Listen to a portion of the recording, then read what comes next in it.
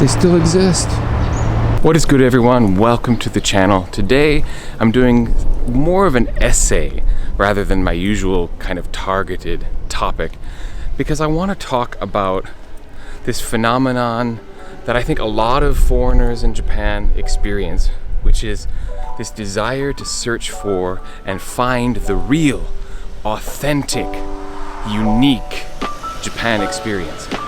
So I want to talk today a little bit about what I think that means, and does it even exist? Let's get into it.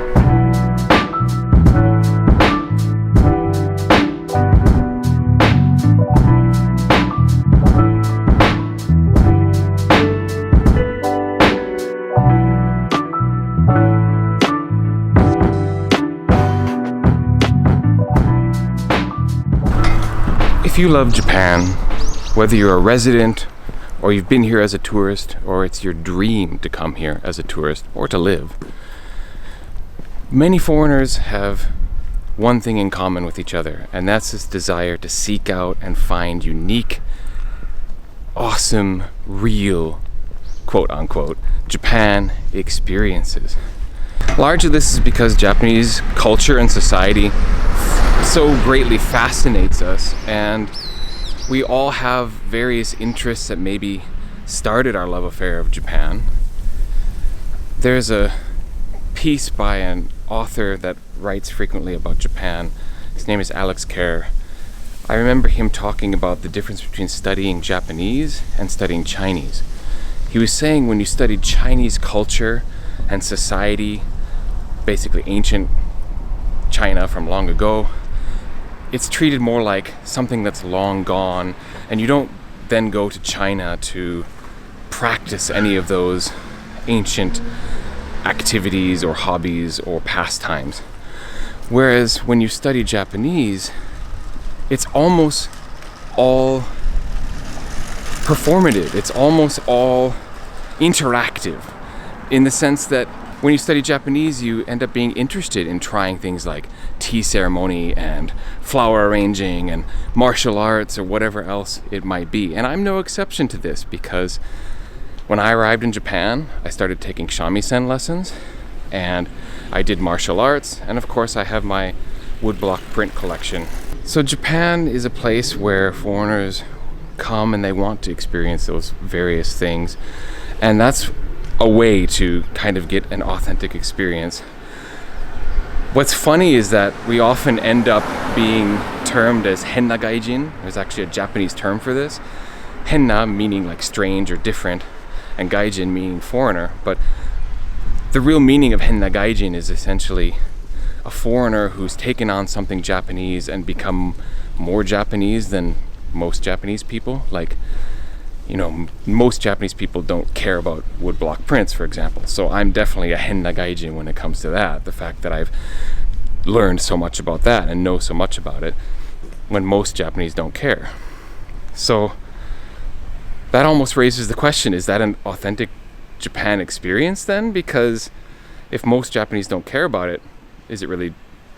Yeah, I'm not going to go down that rabbit hole yet.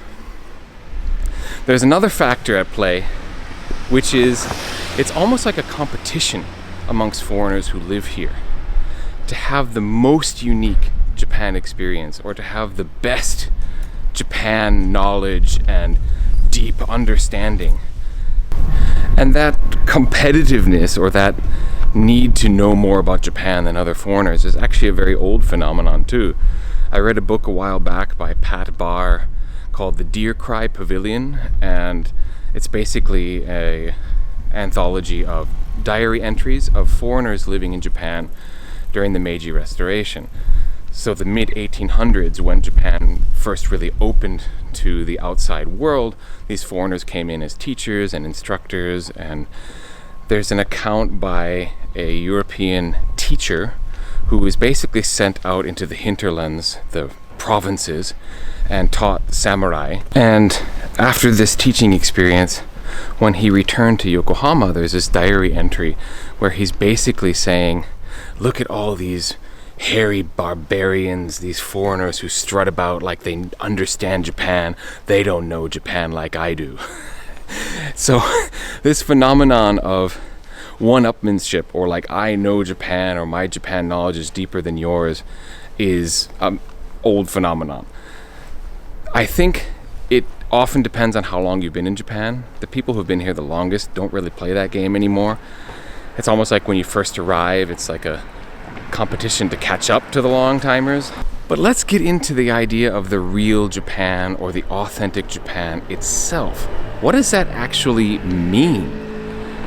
Because while we come here and we search for it, try to find it, and have these unique experiences, that's great. I love being a tourist again in Japan. I love going out, and basically what I'm saying is it doesn't matter how long you've been in Japan.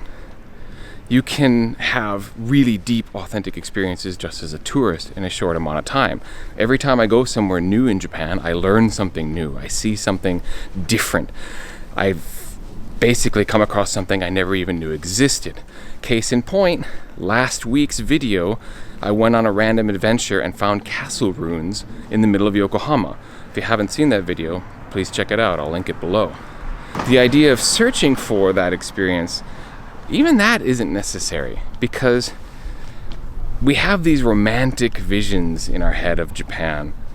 And I want to ask you, is having a course meal, kaiseki cuisine, all the dishes beautifully arranged, made with seasonal ingredients,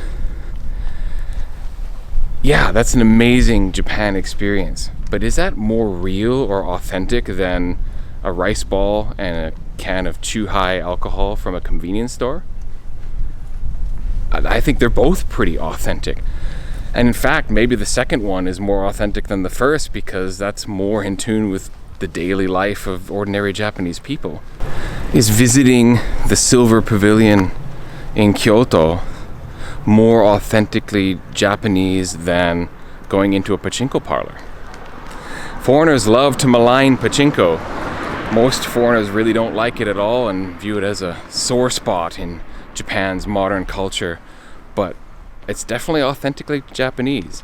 It's a real Japanese experience to go in and play pachinko. So yeah, this idea of real authentic experience, it's going to be wildly different from person to person. I mean, just think about it. When you come to Japan as a resident, where you live is going to vastly change your experience and understanding of Japan. Kyushu is not Hokkaido, and Hokkaido and Kyushu are not Tokyo.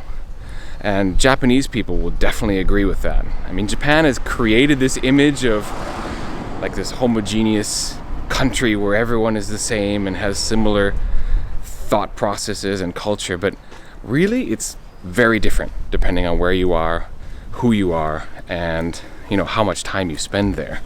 Another way your real authentic Japan is going to change is how old you are, whether you're single or married, what your gender is, what race you are, where you're originally from, also how much money you have to spend and be able to travel around and experience different things.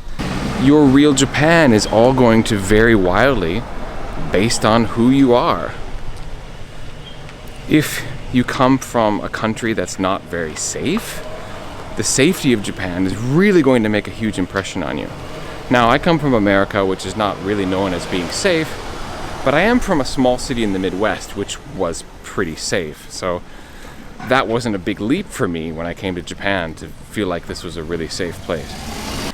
Whether you are married or single, of course, is going to make a big difference.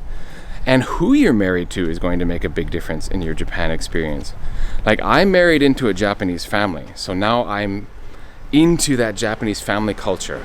I can join in on those events, I can be with them for the family gatherings, etc. But take, for example, 2 weeks ago, I interviewed my friend Jenny about her love affair with Japanese baseball. And part of that love affair is the fact that it became a way for herself and her husband to join a kind of Japanese family of enthusiasts for the sport of baseball, because her husband is not Japanese. He's also a foreign resident. And as such, they didn't have that kind of automatic in to a part of Japanese culture that you get if you marry into a Japanese family. And then if you add children on top of that, once you have kids and you're sending them through the Japanese school system, you're having a entirely new and different, authentic Japan experience. I think a good way to wrap this up is with a story that in many ways illustrated this whole point to me. And it's a story of when I first arrived in Japan. 2002, November, my friends and I got together and we headed off to Kyoto. It was going to be the first time for all of us to see the city, and I was really excited because at that point I'd only been in Japan for less than 4 months, and this was going to be a dive into some real Japanese culture and Japanese experience. And one of the strongest memories of that trip is actually remembering how disappointed I was. To me, Kyoto was going to be a city of wooden houses with tile roofs and shrines and temples on every corner. And while there are shrines and temples and wooden houses sprinkled throughout the city, most of the old, beautiful parts of old Kyoto are kind of shoved to the sides, the eastern and western mountain ranges. But yeah, that disappointment was really palpable. I think I was kind of blue and depressed. It might have been my first example of culture shock, having arrived in Japan only 4 months earlier. And on that same trip, being newbies to Japan, we made a grave error about where we booked our accommodations. We actually booked our accommodations not in Kyoto City, but at the northern part of the Kyoto prefecture, essentially. We were almost up on the Sea of Japan. So very far from the city, if you know the geography of Kyoto. And our whole wild trip to find our inn in the middle of the night, that's a story in and of itself, maybe for another time. But where we ended up staying was really close to this interesting Japanese landmark called Amanohashidate, which is essentially a land bridge, a natural land bridge across a bay. And we decided, well, we're up here and we're probably never going to find ourselves here easily again. Let's go see it. And I remember the whole time I kind of was the dissenter. I was like, I want to get back to the city. I want to see more of Kyoto. I want to try to wrap myself in that authentic Kyoto experience. And so I was outvoted. We went to Amanohashidate, and it was actually a really nice experience, and I ended up enjoying it. But always in the back of my head, I was still thinking, I wish I was in the city right now. However, in retrospect, what's probably obvious to many of you listening to this is that Amanohashidate experience was every bit as real and special in terms of my Japan experience than any trip to Kyoto. And in fact, it's far more unique because it's much harder to get to and most tourists don't end up going there. So that was a real, unique, authentic Japanese or life in Japan experience, and I didn't appreciate it at the time. So if I'm going anywhere with this essay, it's that. Basically, the real authentic Japan is going to be all around you. And a lot of it is just opening your eyes up to the possibilities and taking the chances and leaving your bubble as much as possible. I mean, right now,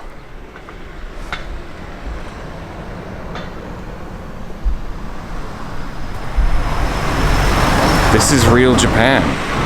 And it's not any more or less authentic than some famous temple in Kyoto.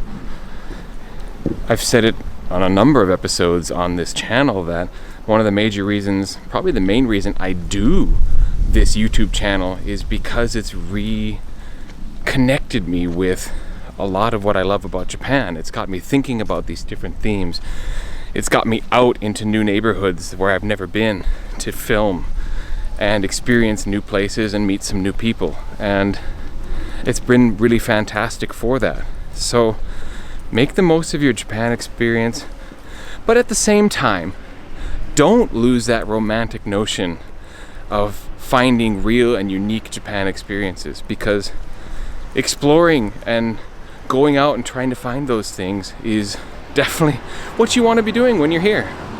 So the only thing I would caution is it's not a competition. You don't need to measure yourself against the experiences of others. Just enjoy Japan in your own way, whether it's Japanese baseball, or it's walking around random neighborhoods, or trying to go to every shrine and temple in Kyoto. Whatever it is, enjoy your adventure here as a tourist or as a resident. And I want to say thank you for watching this particular video. If you haven't subscribed to my channel for more, please do so. We've reached 1,000 subscribers recently, and we are still growing, and it's really fun to see that people actually enjoy watching my musings and ramblings. But at any rate, thank you for watching this video. Like if you haven't hit the like button at this point. I hope you did enjoy it, and I will catch you next time. Peace.